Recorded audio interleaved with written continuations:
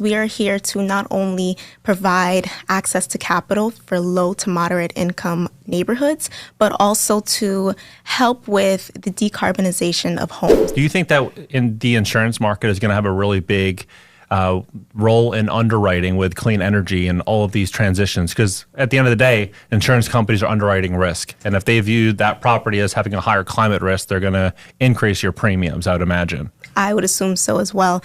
I was already seeing, you get certain discounts if you have the impact windows, and then now they're saying if your air conditioning is energy efficient. It depends on how traditional that insurance company is. We have some insurance companies in Florida that are really by the book, by the rules, and they don't care about any of that green stuff. And then some are appreciative of your, decarbonization of your home. And so they're saying, okay, we'll give you some credits for that.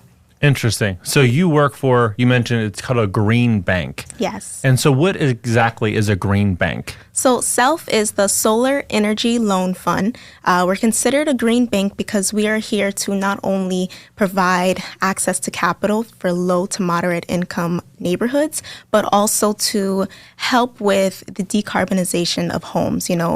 Traditionally, solar has been just seen as super expensive and unaffordable. And if we're going to be helping communities, we want to help the right way. We don't want to give you money to build up on your home and you're not doing it the green way. It's making things worse. Your air conditioning bill is higher. It's just overall a bank with good intentions, I'd say. And so the interest rates, I saw on your website, it was like 6% or 7%. Yeah. And I'm like, how do you guys make any money with that? Because like traditional 30-year fixed rate loans today are around that.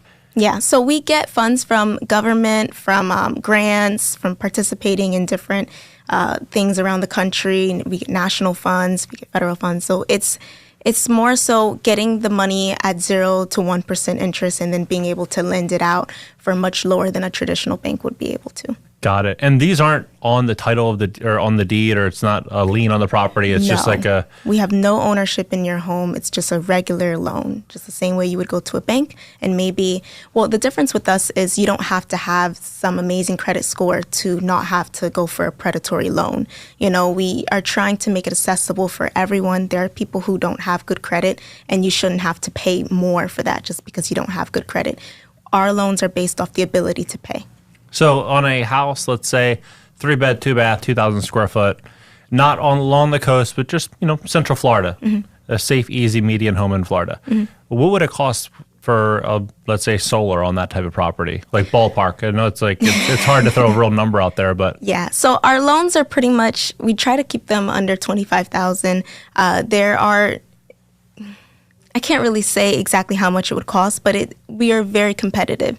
And it's expensive overall, but you can see it like putting a good investment on credit. Because in this case, you have this 30-year loan, right, for your home, and you don't want to be spending a bunch of money on your energy every month. You can get solar, and then, your bill will be less and less, and then you're, of course, helping the planet. So it's supposed to be looked at like a good investment. It is expensive because, again, it's a new roof, you know what I'm saying? But it is, it's worth it in the end. Probably like a couple $100 a month or something? Yes. Got it. And then, so when you do that solar upgrade, I was reading online, and this doesn't pertain exclusively to Florida, but in New York and other locations, what they're looking at is the actual building envelope. Do you know what that actually means? Like the actual exterior, to make sure that none of the energy inside of the property is getting soaked out to the environment, and so that it keeps everything intact. And so if there's cracks in the envelope, they'll basically remove the entire exterior of the property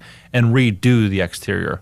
Yeah, so they're doing a lot of sealing as well, and a lot of weatherization, and just overall making sure the buildings, if we're going to be building new buildings from the ground up, are built energy efficient. You know what I'm saying? So that you don't have these problems coming in later.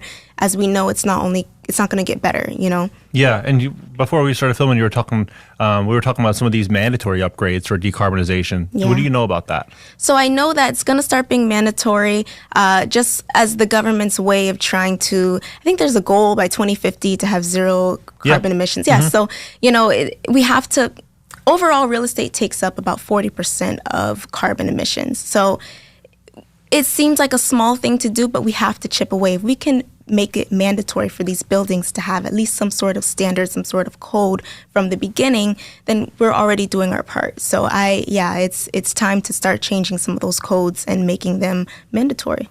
If you've enjoyed this clip and you'd like to watch the full episode, you can do so on my main YouTube channel by clicking the video here.